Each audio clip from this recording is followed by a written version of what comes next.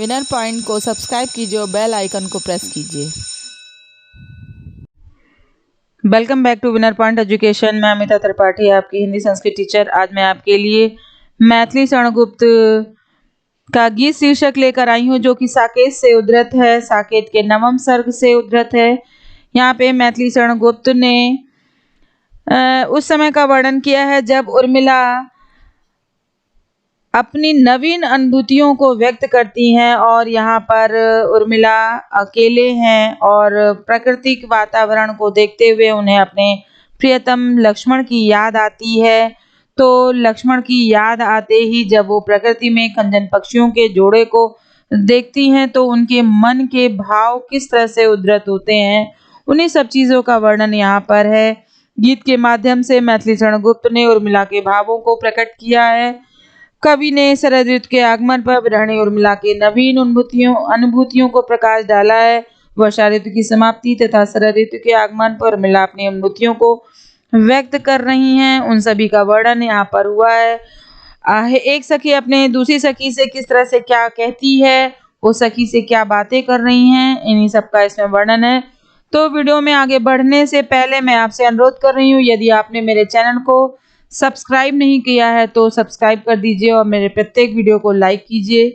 तो आइए आगे बढ़ते हैं, देखते हैं उर्मिला क्या कहती हैं।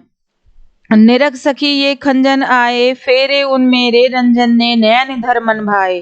फैला उनके तन का तब मन से सर सरसाए। घूमे वो इस ओर वहां ये हंस यहाँ उड़ जाए।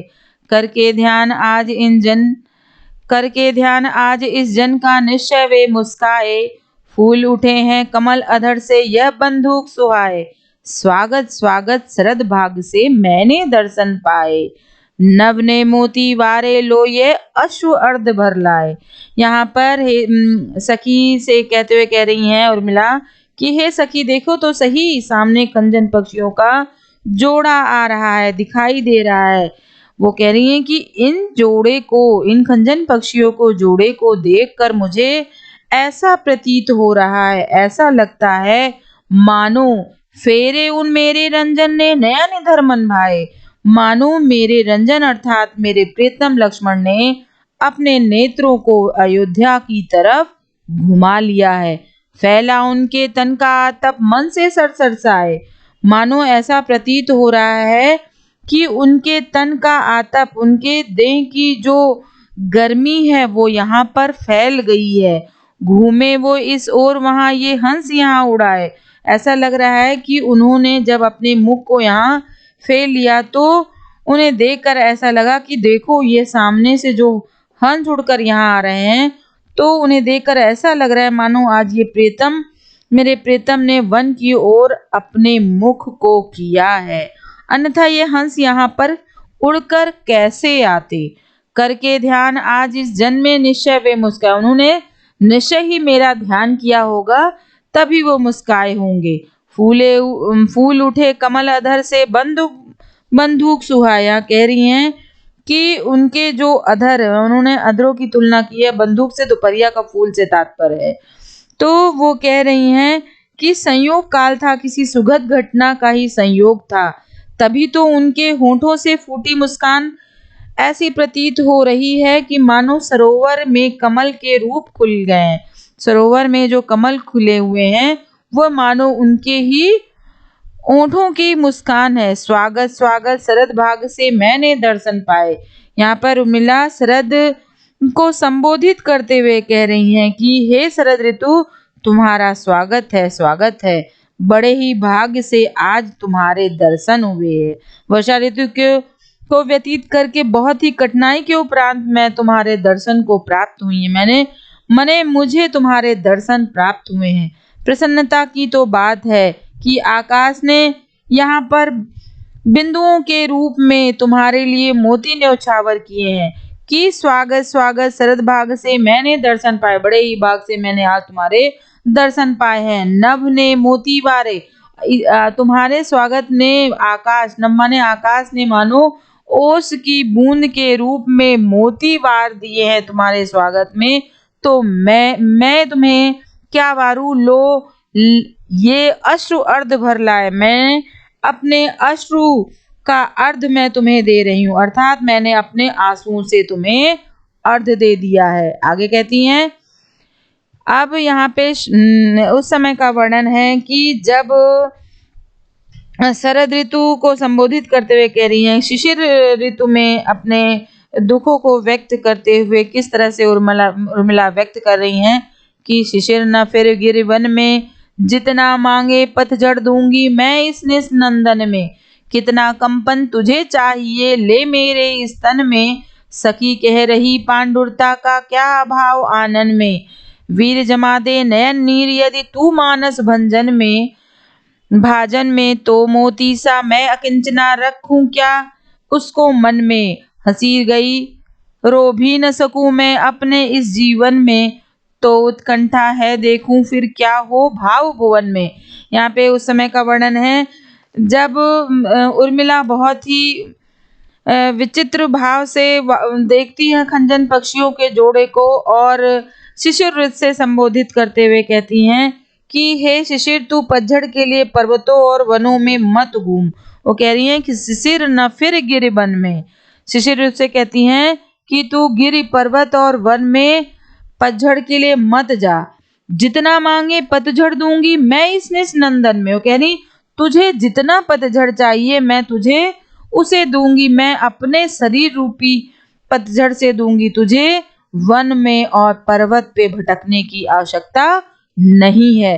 कितना कंपन तुझे चाहिए ले मेरे इस तन से, कितना भी कंपन तुझे चाहिए, इस ठंडक में मेरा शरीर कांपता है, उसमें इतनी कपकपी होती है कि तुझे अगर कंपन चाहिए तो मेरे इस शरीर से तुझे पूर्ण कंपन प्राप्त हो जाएगा, तुझे कहीं और भटकने की आवश्यकता नहीं है, मेरे इस तन से ही माने मेरे शरीर से ही तुझे कंपन प्राप्त हो जाएगा।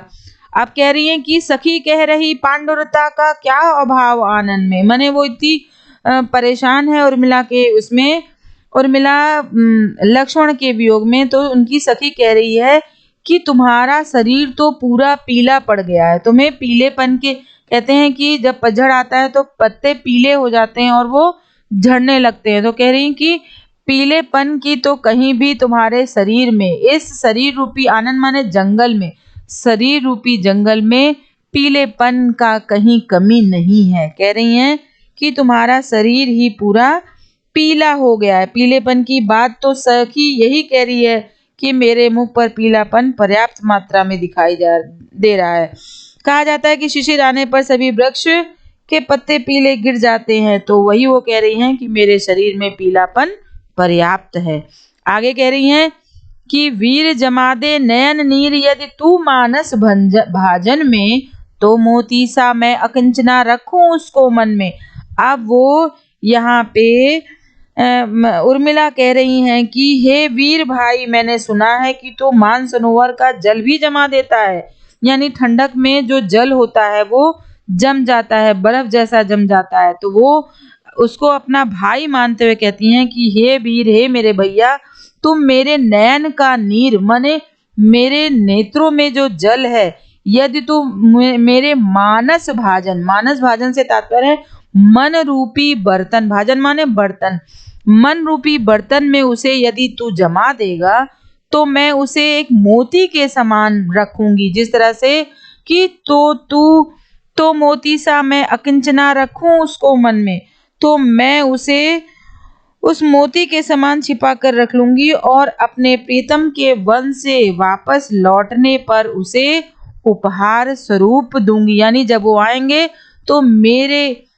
अश्रु जो मोती के समान, अभी अगर मैंने सारे, उनका कहने का तात्पर्य है कि यदि अभी मैं रो लूंगी तो मैं उन्हें क्या दिखाऊंगी कि उनके वियोग में मेरी क्या दशा हुई थी, तो वो कह रही हैं कि मैं उसे अपने नयन रूप नीर को मोती के समान जमा के रखना चाहती हूँ, और जब मेरे प्रियतम आएंगे तो उसे मैं मोती स्वरूप उन्हें नौछावर कर दूंगी, मैंने उपहार मैं उन्हें देना चाहती हूँ, इसलिए मुझे तुम्हारी सहायता चाहिए, तुम मेरे नैन के नीर को जमा दो। हंसी गई रो भी न सकूं मैं अपने इस जीवन में, तो उत्कंठा है देखूं फिर क्या भाव भुवन में, मेरी उनके जाने के बाद मेरे शरीर से मेरे जीवन से हंसी चली गई है, मैं न रो सकती हूँ न मैं हंस सकती हूँ, ये जीवन मेरा इस तरह से हो गया है। तो उत्कंठा है, देखूं फिर क्या हो भाव, मुझे उत्कंठा है, मुझे ये उत्सुकता है कि मैं जब मेरे प्रियतम मुझसे मिले तो मैं अपने उत्कंठा को, अपने भाव को व्यक्त कर सकूं। कहने का तात्पर्य है कि मेरे हृदय में यही जानने की उत्कंठा है कि हास्य और रुदन के अभाव में मेरे भाव जगत की क्या दशा हो गई है। कहने का तात्पर्य है कि फिर मेरे हृदय में और कौन से भाव उत्पन्न हो पाएंगे, उसी का वर्णन किया है। आगे देखिएगा, मुझे फूल मत मारो, मैं अबला बाला वियोगिनी, कुछ तो दया विचारो, होकर मधु के मीत मदन पटु तुम कटु गरल न गारो। मुझे विकलता तुम्हें विफलता, मुझे विकलता तुम्हें विफलता, ठहरो श्रम परिहारो, नहीं भोगनी यह मैं कोई, जो तुम जाल पसारो। बल हो तो सिंदूर बिंदु यह हर नेत्र निहारो, रूप दर्प कंदर्प तुम्हें तो मेरे पति परवारो। लो यह मेरी चरण धूलि उस रथ के सिर पर धारो। अब ये यहाँ पर कामदेव को प्रताड़ित करते हुए कह रही हैं, जब कोई स्त्री का पति उसके पास नहीं होता है तो पराया पुरुष उस पर नजर डालने का प्रयास करता है, तो वही यहाँ पर हुआ है। बसंत ऋतु का सुहावना समय है, खिले हुए फूल अपने रंग से अपूर्व मादकता बिखेर रहे हैं। कहते हैं कि फूल कामदेव का रूप होते हैं और फूल को देख के अच्छे अच्छे बहक जाते हैं। कहते हैं कि यहाँ पे मादकता के चलते उर्मिला बसंत ऋतु का विकास रंग उनको जो है बहुत ही कष्ट दे रहा है, उसी को प्रताड़ित करते हुए कह रही, संपूर्ण वातावरण अधिक मादक बन गया है और जो कि उन्हें अच्छा नहीं लग रहा है। जब उनके प्रीतम, उनके पति उनके पास नहीं है तो ये ऋतु उन्हें कैसे अच्छी लगेगी। तो इसी पर वो कामदेव से कहती हैं, इसी लक्ष्य को वो कामदेव से कहते हुए क्या कहती हैं कि मुझे फूल मत मारो, मैं अबला बाला वियोगिनी, कुछ तो दया विचारो। वो कह रही हैं कि हे कामदेव, तुम मुझे अपने पुष्पों के बाण से घायल मत करो, क्योंकि मैं इस समय अबला बाला वियोगिनी हूँ, मैं अबला हूँ। माने जिसका पति जिसके पास ना हो तो वो अबला ही कहलाती है। तो कुछ तो दया विचारो, कुछ तो तुम्हें शर्म आनी चाहिए, मुझ पर दया विचारो, मेरे ऊपर फूल मत मारो, मेरी परिस्थितियां को देखते हुए मेरे ऊपर दया करो। सच यह है कि तुम बसंत के मित्र हो, फिर तुम्हें इस प्रकार चोट नहीं पहुंचानी चाहिए, तुम्हें ये विष के बाण मेरे ऊपर नहीं छोड़ने चाहिए। इसका कारण बताते हुए उर्मिला कहती हैं कि देखो, तुम जब पुष्प प्रहार करते हो तो उससे मुझे अत्यंत व्याकुलता और कष्ट होता है कि होकर मधु के मीत मदन पटु तुम कतु गरल नगारो। मने मधु के मीत होते हुए हे कामदेव, मेरे ऊपर अपनी चतुराई तो दिखाना मत, अपना एक गरल, अपना जहर मत उगड़ना, क्योंकि मुझे विकलता, मुझे तुम्हें विफलता, ठहरो श्रम परिवारो। तुम्हारा इस तरह से फूल मारना मेरे ऊपर कोई भी असर नहीं डालेगा। तुम बेवजह मेहनत कर रहे हो कि मुझे विकलता, अब तुम्हारे इस तरह से व्यवहार से मुझे विकलता माने मुझे तो दुख प्राप्त होगा और तुम्हें विफलता मिलेगी। तुम्हारे इस तीर बाण को चलाने का कोई औचित्य नहीं है, सब बेकार हो जाएगा, सब व्यर्थ हो जाएगा, क्योंकि मुझे विकलता, तुम्हें विकलता, ठहरो श्रम परिवारो, इस परिश्रम से कोई औचित्य नहीं है, क्योंकि नहीं भोगनी यह मैं कोई, जो तुम जाल पसारो। मैं ऐसी वैसी कोई स्त्री नहीं हूं कि तो मैं तुम्हारे जाल में आ जाऊं और तुम जो जाल बिछाने का प्रयास कर रहे हो वो तुम्हारा विफल हो जाएगा, क्योंकि बल हो तो सिंदूर बिंदु या हर नेत्र निहारो। अगर तुम्हारे अंदर जरा सा भी बल हो, वो कह रही हैं कि तुम्हारे अंदर जरा सा भी बल हो तो मानती हूं मैं, मेरे सिंदूर बिंदु के समक्ष टिक सको तो तुम टिक कर दिखाओ कि मेरा यह सिंदूर बिंदु शिव के तृतीय नेत्र के समान है। कह रही हैं कि बल हो तो सिंदूर बिंदु यह हर नेत्र निहारो। अगर तुम्हारे अंदर ताकत ही है तो मेरे इस सिंदूर बिंदु को निहारो, यह मेरा सिंदूर बिंदु हर नेत्र यानी भोलेनाथ शंकर भगवान के तृतीय नेत्र के समान है। अगर इसे तुम निहारोगे और इस पे जाल पसारने का प्रयास करोगे तो शंकर भगवान के तीसरा नेत्र तब खुलता है जब बहुत ही अनर्थ होने लगता है। तो उसी तरह से मेरे ऊपर, मेरे सिंदूर पर, मेरे सौभाग्य पर अगर नजर डालने का प्रयास करोगे तो शंकर भगवान के तृतीय नेत्र के समान भस्म हो जाओगे। रूप दर्प कंदर्प तुम्हें तो मेरे पति परवारो।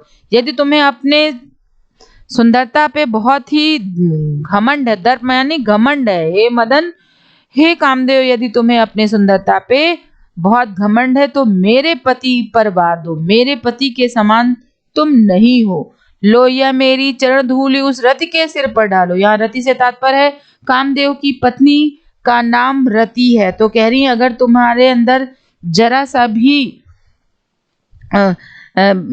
तुम्हारे अंदर जरा सा भी औचित्य है, माने तुम्हें जरा सा भी अपने ऊपर घमंड है, तो मेरे पति लक्ष्मण के चरणों पे उसे वारो तो मैं जानूं, क्योंकि मेरे प्रियतम तुमसे कहीं अधिक सुंदर है, तुमसे लाख गुना सुंदर है। यदि तुम्हें रति के प्रेम का गर्व है, कह रहे हैं कि लो यह मेरी चरण धूल उस रति के सिर पर डालो। यदि तुम्हें अपने रति के प्रेम कर घमंड है तो वह मेरे चरणों की धूल के समान है, अर्थात तुम मुझे विचलित करने में कभी भी सफल नहीं हो सकते। उन्हें कहने का यही तात्पर्य है। आगे कहती हैं कि यही आता है इस मन में, छोड़ धाम धन आकर मैं भी रहूं उसी वन में, प्रिय के व्रत में विघ्न न डालूं, निकट भी दूर भी व्यथा रहे पर साथ साथ ही समाधान भरपूर, हर्ष डूबा हो रोदन में यह आता है इस मन में, बीच बीच में उन्हें देख लूं मैं झुरमुट की ओट से, जब वे निकल जाएं तब ले उसी धूल में लौट, रहे रत वे निज साधन में यही आता है इस मन में, जाती जाती गाती गाती कह जाऊं यह बात, धन के पीछे जन जगती में उचित नहीं उत्पात, प्रेम की ही जय जीवन में यही आता है इस मन में। अब यहाँ पर उर्मिला को अपने प्रिय का वियोग असह्य हो गया, वो सह नहीं पा रही हैं। तो सहने ना सह पाने की दशा में क्या होता है, विरह के क्षणों में अपने हृदय की भावनाओं को व्यक्त करती हुए क्या कह रही हैं कि यही आता है इस मन में, मेरे मन में यही भाव बार बार जागृत होते हैं कि मैं भी स्वामी की ही तरह अपनी धन संपदा और घर बार छोड़कर उसी वन में ही जाकर रहने लगूं। साथ ही मेरी यह भी इच्छा है कि छोड़ धाम धन आकर मैं भी रहूं उसी वन में, जिस तरह से मेरे पति ने सभी कुछ छोड़ दिया है, मेरी भी इच्छा है कि मैं भी सब कुछ छोड़कर उनके साथ जाकर रहूं, प्रिय के व्रत में विघ्न न डालूं। साथ ही वो ये भी चाह रही हैं कि मैं ये चाहती हूँ मैं वहां जाऊं तो उनके पास रहूं तो, लेकिन कभी भी अपने प्रिय के मार्ग में कोई बाधा उत्पन्न ना करूं, प्रिय के व्रत में विघ्न न डालूं, मैं अपने प्रिय के व्रत में कि उन्होंने व्रत जो लिया है भाभी और भैया के साथ गए हैं, वो मैं उनके व्रत में विघ्न नहीं डालना चाहती हूँ, व्यथा रहे पर साथ साथ ही समाधान भरपूर। अब वो कह रही मैं उनके और वे मेरे निकट रहकर भी हम दोनों पास भी रहें और दूर भी रहें, यह ठीक है कि इस कार्य में पर्याप्त मात्रा में बाधा तो आएगी, व्यथा रहे यह साथ समाधान भरपूर, लेकिन साथ में समाधान भी तो ये रहेगा कि वो साथ रह रही, किंतु मन को संतोष भी रहेगा, निराकरण भी यह है कि मैं वहां रहूंगी, उनके साथ भले ना रहूं, उन्हें देख तो सकूंगी।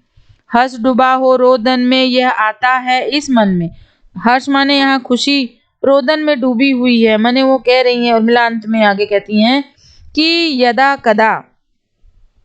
यदा कदा मैं दुख से तो पीड़ित हूँ, लेकिन मेरा रुदन जो है वो समाहित है, प्रसन्नता भी होगी, मुझे यह संतोष भी रहेगा कि मैं अपने प्रिय को देख तो रही हूँ, भले उनके पास ना रहूं लेकिन उन्हें देखती तो रहूंगी, बीच बीच में वो कह रही हैं बीच बीच में उन्हें देख लूं मैं झुरमुट की ओट, वो कह रही हैं उर्मिला अंत में कह रही हैं यदा कदा मैं अपने प्रीतम को झाड़ी की ओट से देख सकती हूँ, झुरमुट की ओट से माने झाड़ी की ओट से देख लूं, और जब वे निकल जाएं तब ले उसी धूल में लौटूं, और जिस रास्ते से मेरे प्रियतम निकले उनके जाने के बाद चरणों के स्थान वाली धूल में लपेट कर अपने जीवन को मैं सार्थक बना लूं। जब वे निकल जाएं जब वो जिस रास्ते से निकले उसी धूल को मैं अपने शरीर में लपेट लूं और अपने जीवन को मैं सार्थक कर लूं। रहे रतवे निस्साधन में, यही आता है इस मन में। वो कह रही हैं कि वो सदा अपने साधना में लीन रहे, मैं उनके साधना को कभी भी व्यर्थ नहीं होने दूंगी। मैंने उनका कार्य मैं सार्थक ही बनाऊंगी, निरर्थक नहीं बनाऊंगी। वो रत रहते हुए भी अपने कर्तव्य का पालन कर सकते हैं। उर्मिला कहती हैं कि मैं तो इस संसार से जाने से पूर्व भी जाते आते, आगे कहती हैं कि यही आता है इस मेरे मन में, यही आता है कि वो अपने साधना को पूर्ण कर लें। बस मैं थोड़ा सा उनको देख लूं, यही मेरे मन में आता है। अब वो कह रही, जाती जाती गाती गाती कह जाऊं यह बात, धन के पीछे जनजगती में उचित नहीं उत्पात। अब वो कह रही हैं कि इस संसार से विदा लेने से पहले जाते आते गीत के माध्यम से मैं बताना चाहती हूँ, कह जाऊंगी कि हे दुनिया के निवासियों, जीवन में अंततो गत्वा प्रेम की ही विजय होती है। धन के पीछे उत्पात नहीं सही है, क्योंकि अयोध्या में धन के पीछे ही पूरा परिवार नष्ट हो गया। तो संसार वासियों को ये अपना संदेश सुनाना चाहती हैं कि जाती जाती गाती गाती जाती कह जाऊं यह बात। मैं जाते जाते संसार वासियों से यही कहती हूँ कि धन के पीछे जनजगती में उचित नहीं उत्पात। धन के पीछे आपस में भाई बहन, माँ बाप, भाई भाई आपस में ना लड़ें। सिर्फ इस जीवन में क्या रह जाता है, प्रेम की ही विजय होती है इस जीवन में, यही आता है इस मन में। कह रही हैं कि अंततः प्रेम की ही विजय होती है। धन के पीछे संसार में कोई भी उत्पात और संघर्ष उचित नहीं है, क्योंकि इससे बड़ा कष्ट और कोई नहीं होता। ये कष्ट कभी भी घटता नहीं है। यही बार बार मेरे मन में आता है, तो मैं यही प्रेरणा देती हूँ, यही संदेश देती हूँ कि इस संसारवासी में रहने वाले, संसार में जितने प्राणी हैं, वो प्रेम को ही अपने जीवन में उतारे। धन के पीछे अपने जीवन के सुख शांति को कभी भी व्यर्थ ना होने दे।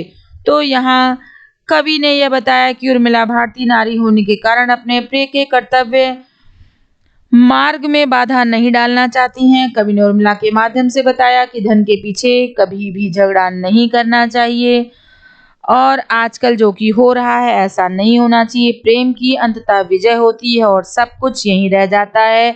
कहा भी गया है कि रहना नहीं देश वीराना है, ये जीवन कागज की पुड़िया, बूंद पड़े गल जाना है। प्रेम की ही इस जीवन में विजय होती है।